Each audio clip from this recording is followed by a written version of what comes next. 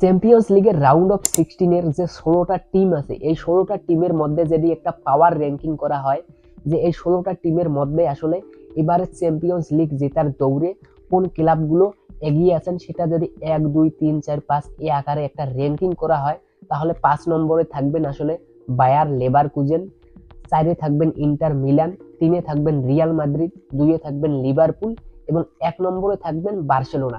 Real মাদ্রিদের সমর্থক যারা আছেন তারা হয়তোবা বলতে পারেন চ্যাম্পিয়ন্স লিগের রাজা বলে কথা, সেই চ্যাম্পিয়ন লিগের রাজা অর্থাৎ রিয়াল মাদ্রিদ কেন 3-এ, 2-এ কেন লিভারপুল এবং 1-এ কেন বার্সেলোনা, সেটারও অ্যানালাইসিসটা করে দিচ্ছি।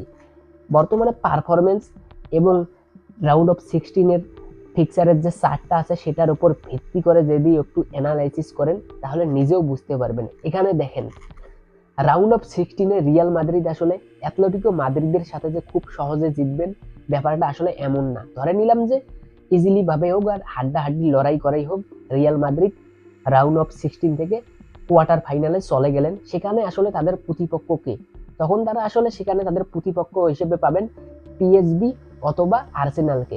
আমরা এখানে ধরে নিতে পারি যে শেষ 8-এ আসলে আর্সেনালকে রিয়াল মাদ্রিদ পাবেন, তখন রিয়াল মাদ্রিদ আসলে কোয়ার্টার ফাইনালে আর্সেনালের বিপক্ষে জিতে সেমিফাইনালে যাওয়াটা খুব একটা সহজ হবে না, বলতে পারি যে একদমই কঠিন একটা কাজ হবে। আর অপরদিকে দেখেন লিভারপুল কিন্তু পিএসজির সাথে হার্ড ফেভারিট, ধরা যায় যে লিভারপুল আসলে কোয়ার্টার ফাইনালে চলে যাবেন, আর কোয়ার্টার ফাইনালে তারা গেলে সেখানে আসলে প্রতিপক্ষ হিসেবে পাবেন অ্যাস্টন ভিলা অথবা ক্লাব বুরুজকে। আর ক্লাব বুরুজ হোক আর অ্যাস্টন ভিলা হোক, সেখানে আসলে কোয়ার্টার ফাইনালে লিভারপুল খুব ইজিলি ভাবেই জিতেই আসলে সেমিফাইনালে চলে যাবেন, সেজন্যই আসলে লিভারপুলকে 2 নম্বরে রাখা হয়েছে।